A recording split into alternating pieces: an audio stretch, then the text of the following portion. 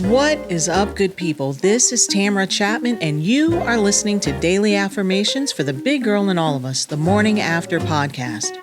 Now, normally, we focus on the lives, health, and hearts of seasoned women of color, vintaged women, as I lovingly call us. But this episode, this one's a little different. Today, we're honoring the DAFT Big Guys in our lives, because sometimes a story about a father isn't just about him.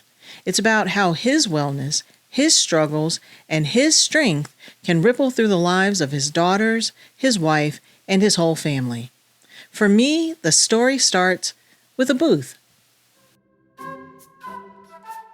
When I was about 7, I told my daddy I wanted to open a lemonade stand. And while most kids would get a folding table and a pitcher of Kool-Aid, my dad, John Henry Chatman, no relation to Johnny Appleseed or the legendary railroad worker, though I think they all shared the same unstoppable work ethic. He built me a full-blown lemonade store. 4 walls, a ceiling, a door, a drop-down window, shelves, folding chairs, mobility included. He didn't just support my dreams, he prepared me for them. And now that I look back, I realize that first little business taught me something I would not fully appreciate until adulthood. That support is powerful, but preparation is essential. Because the truth is, my parents gave us everything we needed, but whether we succeeded came down to how prepared we were the night before. Could we meet the moment, or were we always playing catch-up? Did you get the Kool-Aid and sugar for tomorrow? Our neighbor said we could just use theirs, so I bought candy instead. Daddy, Javit spent all of our money on candy. Years later, that same lesson would show up again. This time, it wasn't lemonade, it was life. And the man who built me that lemonade stand would become the man facing open heart surgery, a quadruple bypass plus a valve replacement. Y'all, I was not ready.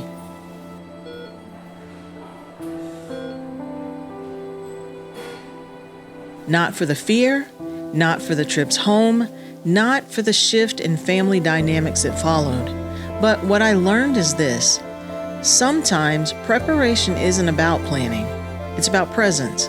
It's about recognizing what matters and making space for it. Today, I'm joined by my father, John Henry Chatman, who's going to share his own story about what happened before and after that life-changing surgery. We'll also hear from 2 other DAFT Big Guys, Derald Alford and Kenneth Banks, who bring their wisdom, lived experience, and commitment to wellness and family to the table. Before we get into it, I want to share this. According to the CDC, men are 24% less likely than women to visit a doctor regularly, and Black men in particular face even greater disparities in access, trust, and outcomes. But here at DAFT, we know healing belongs to all of us, regardless of gender. It's generational, and it's never too late to take the first step toward health, even if that step is slow, uncertain, or overdue. I want to begin today's discussion with a question that feels simple on the surface, but goes much deeper the more you sit with it. What's the difference between health and wellness? We throw both of those words around a lot, but I'd love to hear what they mean to each of you, especially now with the life experiences you've gained. Let's start there, and then we'll open the floor to your personal stories, insights, and the wisdom you've earned from your own journeys. I think your health is the state of life you're in, your physical condition, and wellness would be the way you live, I think, from day to day. And if you keep up with your physical health, and I think wellness would be a part of your attitude in everything. I have to agree wholeheartedly. For me, I have had a health journey. I've never had any serious health issues in my entire life, childhood as well as adult life. But to your father's point, the mental, spiritual, day to day, and also dietary and stuff like that has really kept me to where I haven't had any serious health issues. And being 53 now, that's been pretty good. I wasn't diagnosed with high blood pressure until I was in my like 41, 42. Mhm. And even then that was stress related. Um, but other than that, yeah, I wholeheartedly believe you could move every day, you can work every day, you can work out every day, you can be active every day, but you can still die of a heart attack. So Mm. I've seen it happen. And I think the wellness part tells you, okay, well, even though I'm active every day, what am I eating? What is my stress factor? Mhm. Am I mentally okay? Am I suffering from depression? Am I stressed out? That type stuff. So it is wellness definitely is a day to day. Health is basically just your overall health, blood pressure, just your standard readings when you go to the doctor, get a physical. I look at that as more as your health, just your current health state. Your wealth is more or less, you said health and wealth? Wellness. Wellness. Okay, wellness. Oh, wellness is, I'm looking at wellness more or less. Your wellness is more tied in with your health, but it's your quality of life. That's when I hear wellness, it's just like, how well are you living? That I'm tying that with like your quality of life. I mean, you can be here, but feeling bad and not doing well, or you can be here and feel great and live an active and productive life. Before we continue, let's take a mindful moment to pause and pour.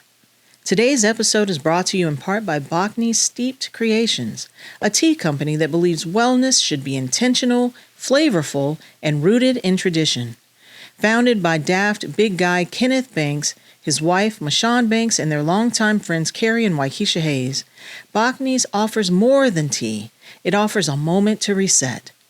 In a world that keeps us grinding, pushing, and pouring out, Bhakeny's invites you to come sip this tea and pour back into yourself. Whether you're recovering from surgery, carrying the weight of your family, or simply trying to catch your breath between responsibilities, their blends are crafted with you in mind. Bhakeny's, because self-care doesn't have a gender and healing doesn't happen on the run. Explore the full line at www.bhakeny's.com and experience the mission for yourself. Bhakeny Steeped Creations. Come, sip this tea.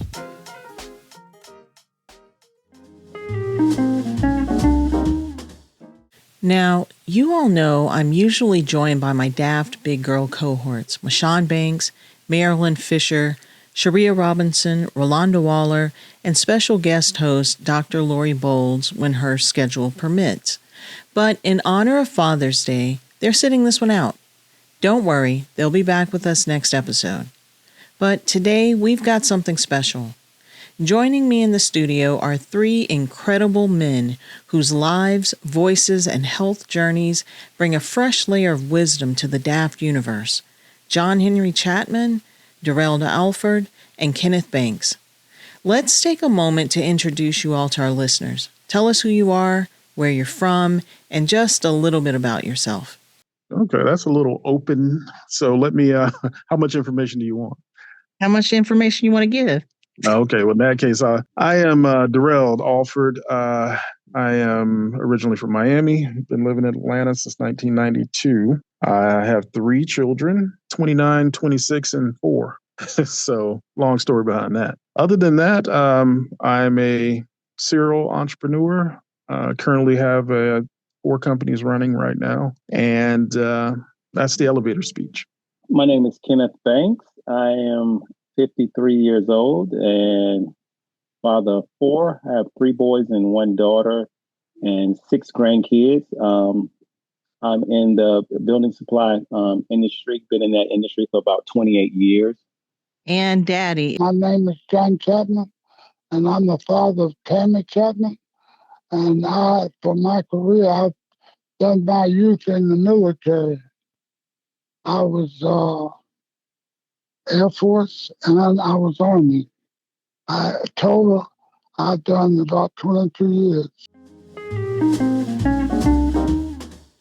Thank you all for being here and for sharing space with us today.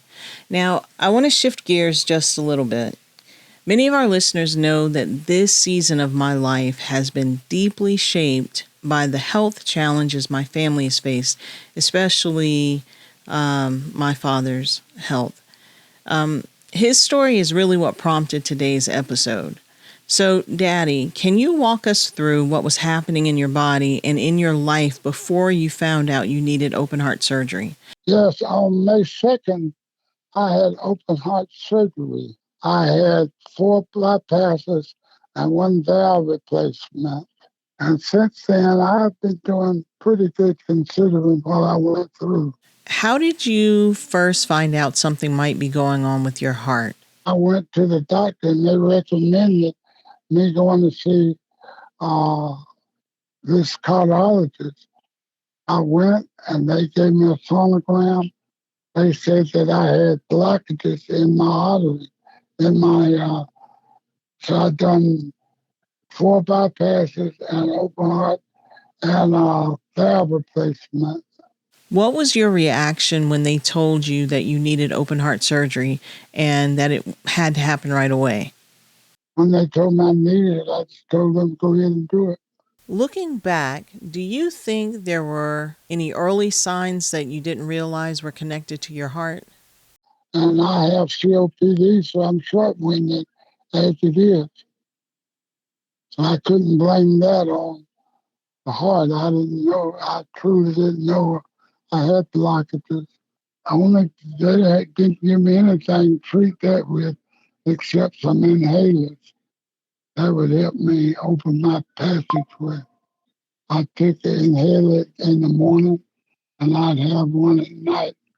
And I've been taking that since I retired from the military. Derald, let's bring you in. You've listened to my dad talk about how he didn't see it coming, how the signs weren't always obvious. Have you ever had a moment where your body tried to tell you something you almost ignored? Yeah, I'm similar. I started out athletic, healthy, and until that stress issue hit, that was my first time ever being told that somebody should put me in an ambulance and take me to the hospital. So that was at 41. And when that happened, that's when I realized then that I was not 20 something anymore. So I had to kind of pay attention to it. My parents, of course, told me, they were like, "Hey, we've been trying to tell you, you need to watch out, even though you're in great shape." So it made me learn that looking in the mirror wasn't a way that you detect how healthy you are. On a scale of 1 to 10, with 10 being the highest priority, how important is your health and wellness in your life right now? I would probably say 8 or 9 right now. I look at it all the time because longevity is a key to me. I want to age healthy. So, I don't mind going early, but I don't want to go like what they say, without my control. If that makes any sense, I'd like to at least be healthy as possible. So, and my business partner had a triple bypass last year, and he's 73 and he's epitome of health, looks great, walks the Stone Mountain every day. And he was on his way to go on a vacation, and his wife said, "You don't look good. Let's go to the doctor." And they had him in surgery in less than 24 hours. So definitely, but he looked great. I mean, you would have never known. He didn't even know it. He was in the hospital saying, "What are you guys talking about?" Definitely watching it. And that is so crazy, because having witnessed, my dad went through, because he started talking about it. And Daddy, I want to give you an opportunity to just really talk about that whole experience and stuff. But just watching my dad and my mom, for that matter, the doctors were basically saying that they should be feeling this and this kind of stuff. But neither one of them complained about feeling poorly or anything. And Daddy, correct me if I'm wrong in saying that, but I don't recall you ever complaining about anything. Well, no, I can't correct you. That's the truth. I had no reason to complain because when the doctor asked me, I told him what was happening. And so anything I would tell my family is relation. It's interesting to hear how each of you came to prioritize your health, whether through a wake-up call, family influence, or life experience. Derald, you mentioned a health scare that truly shifted your perspective. Can you talk about that moment and what changed after that? Yeah, it was just Okay. not really qualify as a health scare, but more of a wake up call. That was when I was diagnosed with high blood pressure. I was Mm. 175 over 110 or something like that. Wow. And Okay. I was telling the nurse at the time, I was like, this is normal for me. I just had a headache for a week and I don't have headaches. I Mm-hmm. was like, that was my indicator. And after finding out it was blood pressure, I think the mental pressure of knowing that now I have an issue put more Mm-hmm. pressure on me. And then I had to, get it under control. Kenneth, what about you? Have you had any health scares, any near-death experiences? Have you? No, I have not, thank God. Okay. But only thing, but I did notice that my health started to, I wouldn't say decline, but it wasn't as, usually when I go to the doctor, blood pressure is always great. Numbers are always pretty good. So nothing to stand out. My job was, it was very stressful at a certain point, and I started breaking out. Blood pressure went up slightly, and it all came from stress from the job. But then later on, like I said, I got that under control. But then later on, my blood pressure started to creep up again. But it was like 155 over 85. Mm-hmm. And I've been used to it always being 120 something over 75, always. Mm-hmm. And that was the first. And then I also started seeing my energy level start to decrease. And what I normally, and I almost chalked it up saying, you're not hit 50, so that's what everybody's talking about. But I Right. wasn't ready to accept that. Mm-hmm. So I went to the doctor, and I wanted to get a more in-depth look at my health, not just a standard physical. So I had a more in-depth blood work drawn where they looked at everything, and that was a big help for me. I had already started changing my diet and trying to self-diagnose. But once I got the labs back and actually saw where I was deficient at in a lot of different nutrients and got that worked out, blood pressure went right back down to like 120, 125 over 70. Mm-hmm. And it's currently holding right there. I mean, like I said, the whole thing is longevity and being mobile. As much time as I have here, I want to be moving and being able to have an active and a productive life.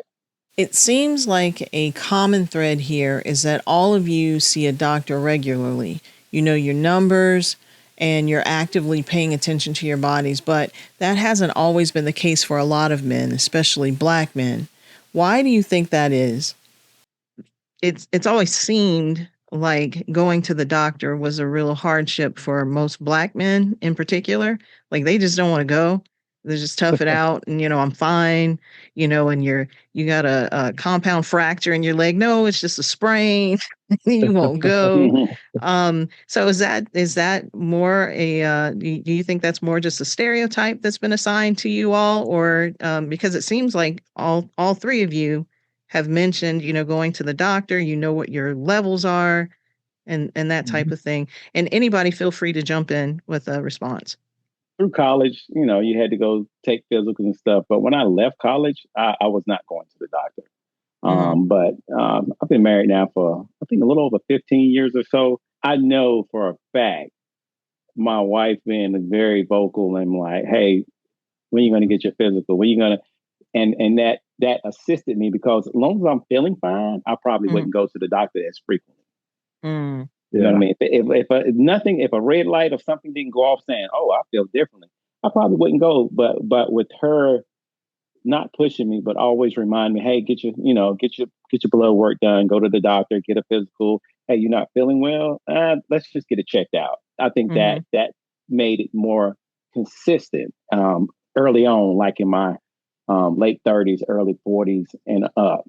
But like now, I have no problem going to the doctor. But what I have realized, and which I'm gonna do with my son and my daughter, with the two that's still in the house, because I have really more control with those two, especially my son. Everything I went through, like I said, and my father, this is a conversation that I'm gonna have with him. The things he went through and he's experiencing now in his later 70s, Mm-hmm. He's already been through a lot of things that I have to go through. A lot of, with a man, your body changes, your hormones will get out of whack.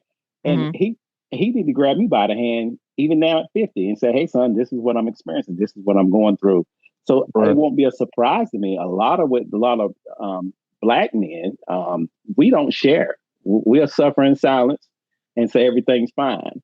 But Mm-hmm. and I try to open up, and I talk to a lot of my friends now. And once I open up and tell them, hey, I had an experience, they'll open up, and then I can share the knowledge I have, or tell them. And it's usually always go to the doctor and know exactly what your status is as far as health wise, and know exactly what's wrong. I mean, and ask questions. I mean, don't always settle for just prescription on top of prescription. You know what I mean? Let's find out why my body is not functioning properly. Daddy, what about you? So, on something like that, I think that people should go to the doctor. But myself, that's the only one I can really speak of.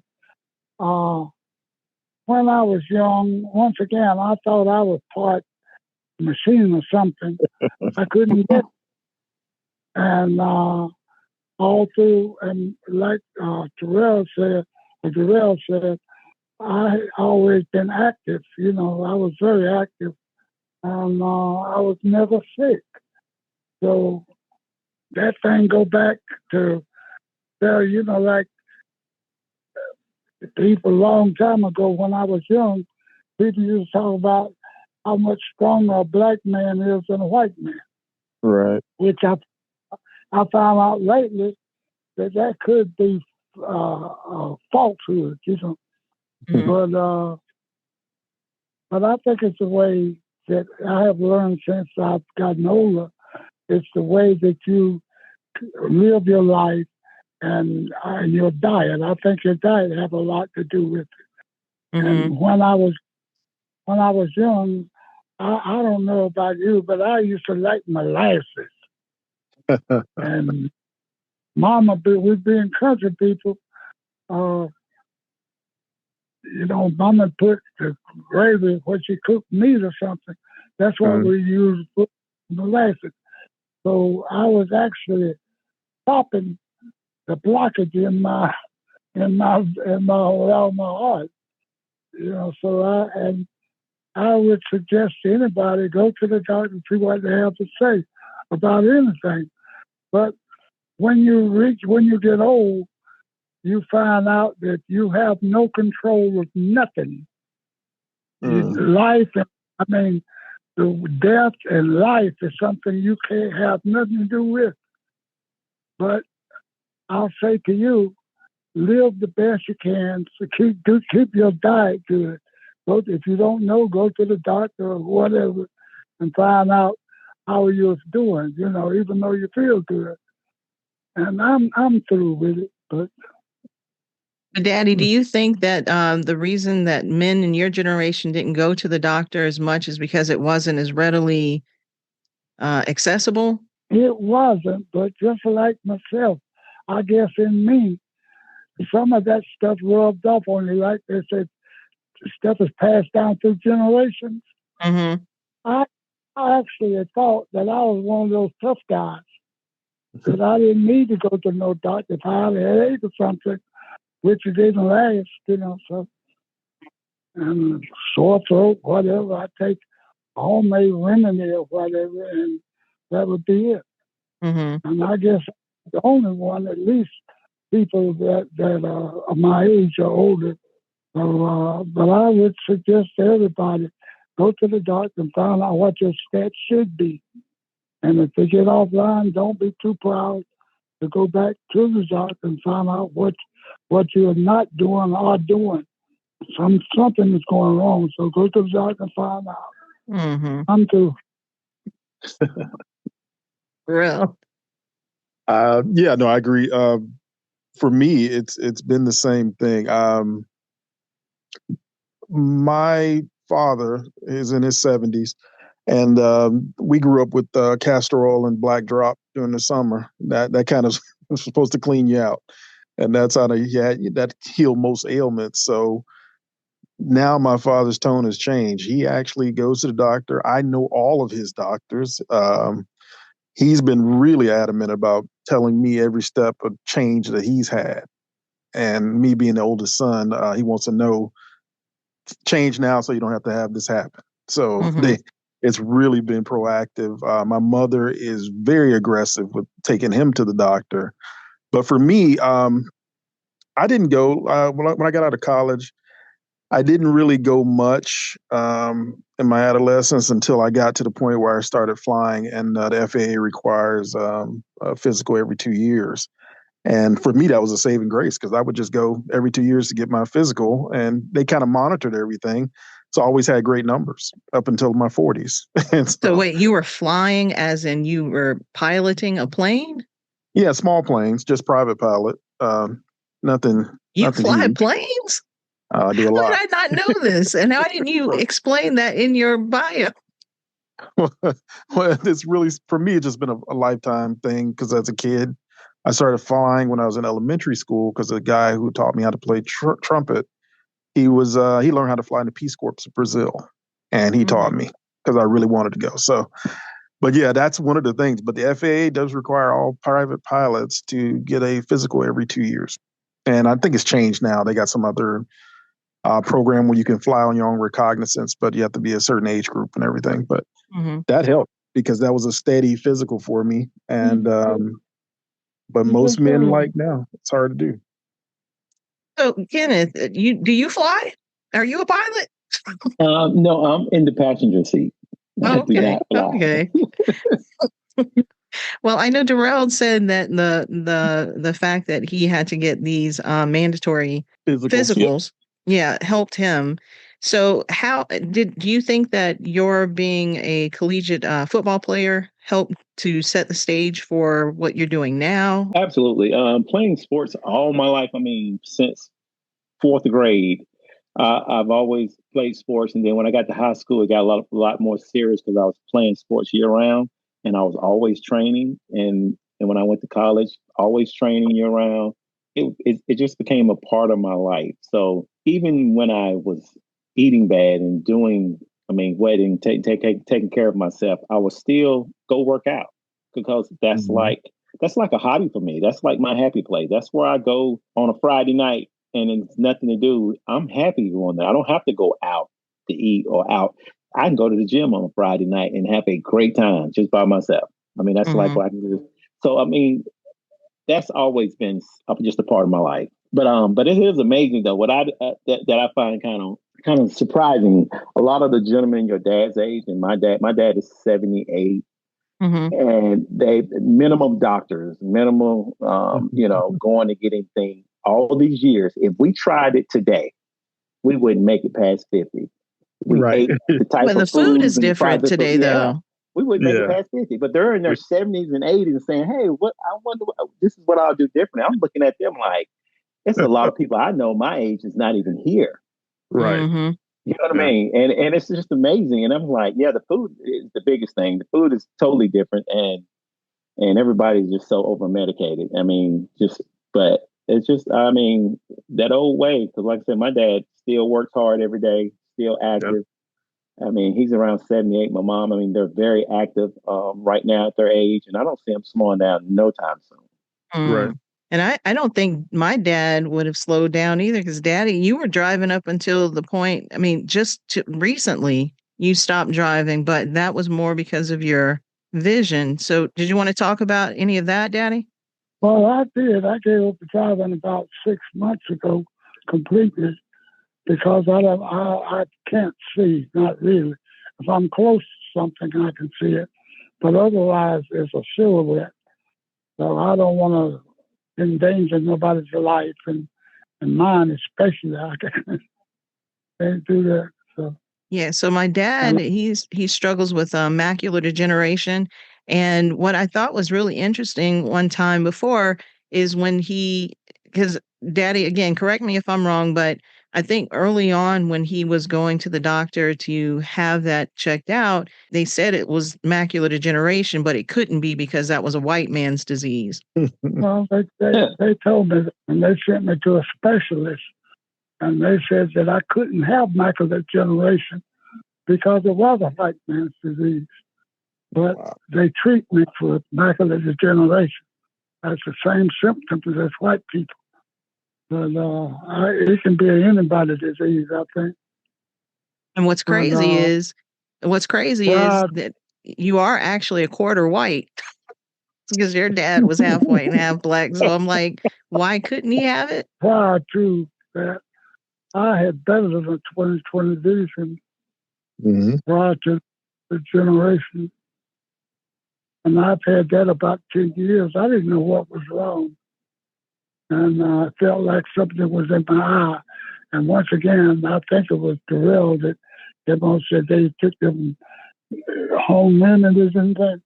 Oh, yeah. So when we got something in our eye when we were small, we would sort of rinse it with water. And that would relieve whatever it was, you know. And that would be it. But since I had that, I was bleeding behind the retina. That's what it felt like something was in my eye. It was the blood accumulating behind. And right now, it's blood behind my retina, and I can't see through the blood. They don't have a cure for it yet. Wow. And I'm so old now, I no need to be messing with it. Because if sickness don't take me out, old age will, so I don't have long. Daddy, you're going to live to be 160. Remember we said you were going to double it? I put it in, I gotta make it. And what advice would you give to the next generation of young men who are watching you show up? I think if you start your child off with the understanding that they control nothing pertaining to, you don't control death, life and death. They have no control over that. And start them off that a doctor is not, seeing a doctor is not a scary thing, you know. And I think a lot of us being black, I think a lot of us had the same idea as me, was part gorilla or something. and not ever thinking we can be sick. So, but if you start your children off, and once again, an old man told me one time, he said, if we eat with our eyes, eat with our stomach and not with our eyes, we would never be big. We would never be out of shape. Let our stomach tell us when we are full, rather than eating with our eyes. And for example, when I was in good health, I used to go to Kentucky Fried and get 3 pieces of chicken. And I always ate the piece that I liked least first, because I know as it get on down, piece that I really enjoy, and I'd eat that last. But I do believe if we start our children off to eat with their stomach and not with their eyes, I think that's part of stuff that will sort of go with you as well. That's great advice. Absolutely. Yeah, he gets on me about that all the time. But he is absolutely right about that. If you start a child off young, like my older kids, I was eating just as bad as they were as they was growing up. But my youngest son, KJ, he just turned 14. So that's all he's known, and he's always listening to what I'm saying and why I'm not eating this and why I'm not eating that. And he's actually adopting this lifestyle of healthy eating and not eating junk or processed foods. And he chooses it on his own now. And when he go places, and it's like, well, KJ didn't want to eat this, and he didn't want anything to eat. And we know why, because if it's something that's not good or healthy for his body, he's not going to eat it. So, so he that's all he's known, and it's good. But sometimes I'll try, like, man, eat some cake. Go ahead, it's fine. Eat some chocolate. He's like, Dad, I don't want that. And I'm like, I'm trying to make him eat something, and just to be a kid. You know what I mean? All the other kids, you don't want this, and he's like, no, I don't want that. And I'm proud in a sense, and I was like, this is going to really help him out in for the longevity part of it. I mean, because these other kids eating all this processed and candy, and he's really been right on my hip as I've been going through this journey these last 15 years or so on eating healthy, and he's pretty much adopted the lifestyle. No, I'm right there with you. My parents moved from. My dad had about a 40-year career in corporate. Moved back to the country 20 years ago, and they bought a farm. And they have 3 wells. They have a hoop house where they grow food, and they have cows and chickens. And they did that to get back to what they grew up with. And their health is benefited because of it. One, from stress reduced. They don't have the stress problems they had when they were in Virginia and Miami, but they also have the fresh water and all that. So they're striving right now. And my kids grew up, thanks to their mothers, with a very healthy eating lifestyle. The 4-year-old, he he won't eat unless he has vegetables. I mean, he loves vegetables just as much as he loves meat. He doesn't do any sugar because we can't have sugar in the house, and no dairy. So he's never had dairy. But yeah, I think that whole lifestyle definitely benefits them. My parents, watching them eat now, it's similar to what they grew up with from the standpoint of they're growing what they eat. And we're trying to do more of that consumption of what we grow, or at least we know where it comes from. And, we don't try not to eat out of the can and all the other stuff. But yeah, I think that lifestyle definitely pays dividends in the end. If you could go back and talk to your younger self, what age would you go back to, and what advice would you leave? If I were to go back, I'd probably go back to the time that I don't remember, which is my mid-20s. I had my first child when I was 23, second one when I was 26. So that was a blur for me because I was running my first business at the time too. And if I could go back to that time, I mean, there's some changes I would have made, but as far as health-wise, I would have taken more care of my mental health. I was trying to mimic my parents. My father worked, probably 60 hours a week in corporate. My mother, she was a stay-at-home mom most of the time. So I tried to mimic that. And I think I burned myself out a couple times and didn't know it. And I just thought of it as, you can't fail, you don't quit. You can't fail, you don't quit. And what I didn't realize was you can't run like that in a technical age, because it's a little different than what my father had to run through. It's just a little different, playing field. And having no example of that. And I also didn't pick up very many mentors. So I had a lot on my shoulders. So if I could go back to a time, that would be a time where I know I probably stunted my growth. If I can go back, I would probably go back to actually right after high school. A lot of decisions I made early on in life. Like I had my 2 oldest sons very early. Like I was probably right at 19 and 20. But I've always taken the easiest path possible. If I'm looking at options or A, B, or C, I'm like, A, it would be tough.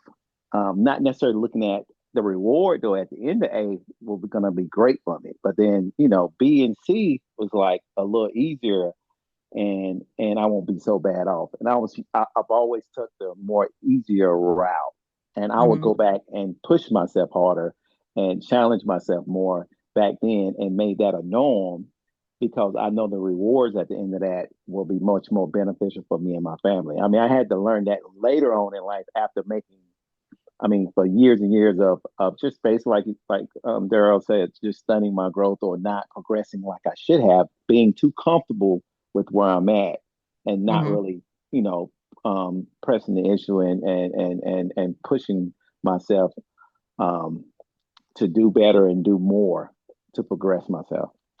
I think that I would go back to around 16 when I came from a broken home. And I wanted to be grown worse than anything in the world.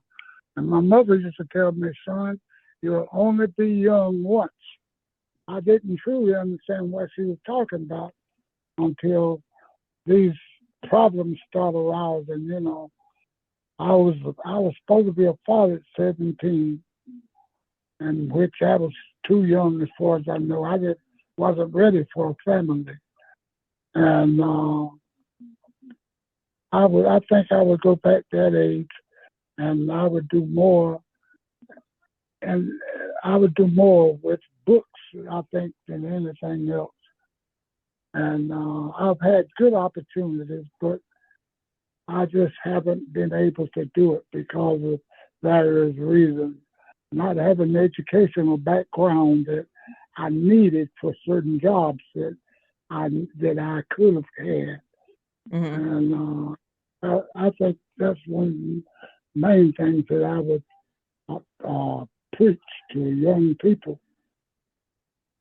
And I would do, if I had the mind I got now, I would go back to about 16.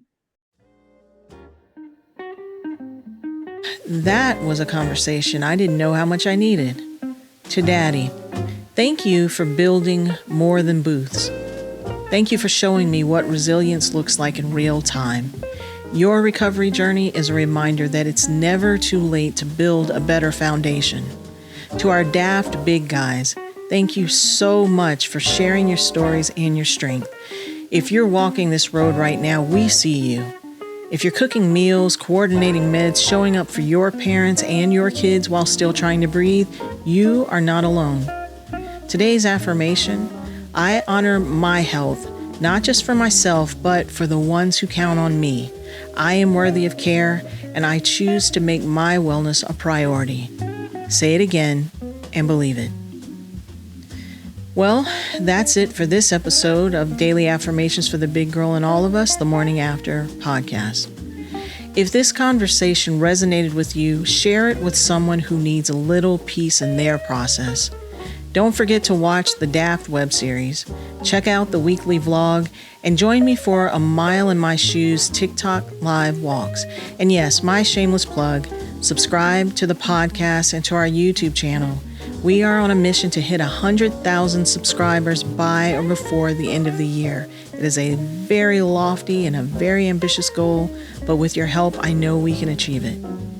I want to take a moment to thank our DAFT Big Guys, Henry Chatman, Derald Alford, and Kenneth Banks, for stopping by to share their stories, their wisdom, and their words of encouragement with us. These conversations matter because we matter. And finally, I'd like to thank you, the listener, without whom I would be hard-pressed to do what I'm doing, and none of this makes any sense. And hey, be on the lookout for episode 1 of our brand new DAFT web series coming soon. You don't want to miss the stories, the strength, and the soul that is fueling this next chapter. Today's episode was brought to you in part by Mashawn B. Fit, RCW Multimedia Tech, Areas, and Designs by 510s. Contact us if you would like to be a part of the discussion. Please send your questions by email to info@bposproductions.com or to any of the DAFT BGIAOU social media platforms using the hashtag DAFT Discussions. Daily Affirmations for the Big Girl in All of Us, the Morning After is a production of Be Positive Productions and Multimedia Studios.